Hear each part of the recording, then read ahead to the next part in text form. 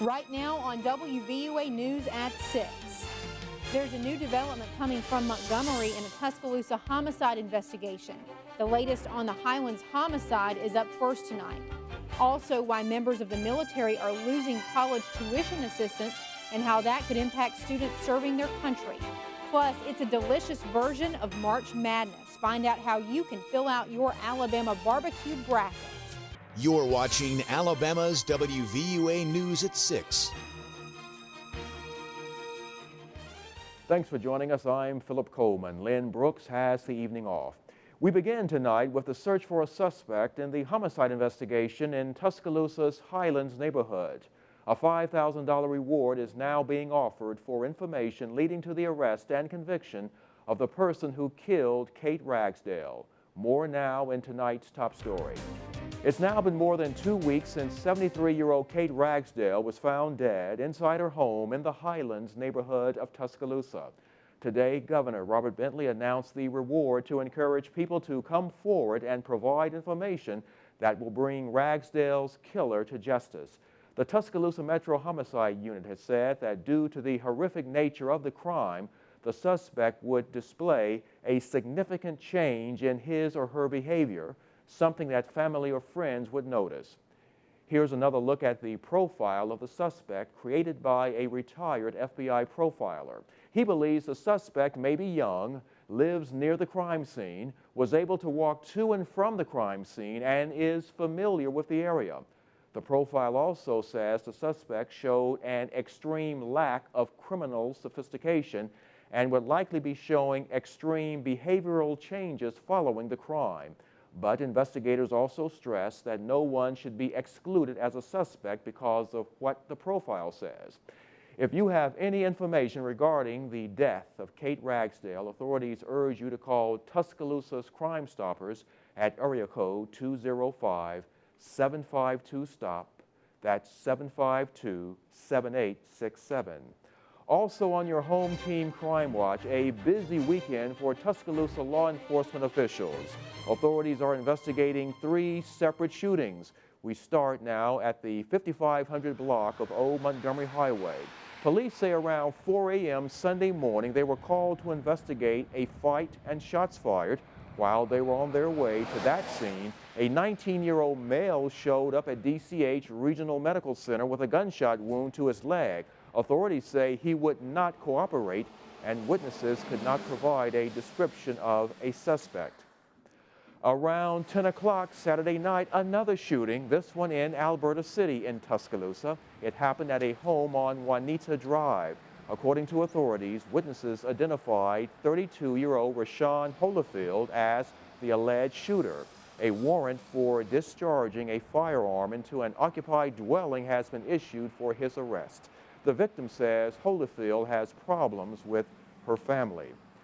And police are also investigating a shooting on Queen City Avenue. Authorities say a 16-year-old male accidentally shot himself in the foot just after midnight early Sunday morning. Police say the teen was cleaning out a closet and knocked over a shotgun. When he tried to pull the gun from the closet, the gun went off. He was taken to DCH Regional Medical Center, treated, and released. Now, on your Money Watch. Forced federal spending cuts are impacting military education programs. Service members who are attending college could soon feel the effects of the so-called sequestration. Due to the fiscal challenges in Congress, service members in the Army and Marine Corps will no longer be able to submit new requests for tuition assistance.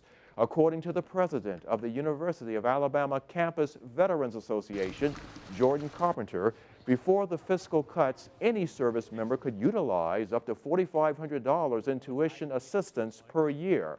Active service members say it helps pay for the parts of school tuition that the GI Bill does not cover. The tuition assistance program has also paid for books, which could cost upwards of $500 to $1,000 here at UA. When you have it across the board cut like this, there are hundreds and hundreds of people who rely on tuition assistance to cover their educational costs. So when you make those cuts, you have people who are just going to fall through the cracks, and unfortunately we won't be able to help all of them. And Carpenter says he hopes that Congress or senior leaders in the military will reverse this decision. New at 6, Alabama's largest airport is ready to begin operating from its revamped terminal. The Birmingham Shuttlesworth Airport is opening the renovated terminal on Wednesday. Improvements include better parking, a centralized checkpoint between concourses, new concessions, and a recreation area for young families. The project is the first part of a more than $200 million expansion. Also new at 6, the great debate over who has the best barbecue in the state of Alabama may soon be over, and you could play a part in making that big, delicious decision. The Alabama Tourism Department is sponsoring a competition as part of its Year of Alabama Food. The competition is in brackets like the NCAA tournament, with 32 restaurants starting out. And some of the restaurants include Moe's Original Barbecue and Dreamland. WVUA stopped by both places in Tuscaloosa to hear why they say their barbecue is the best.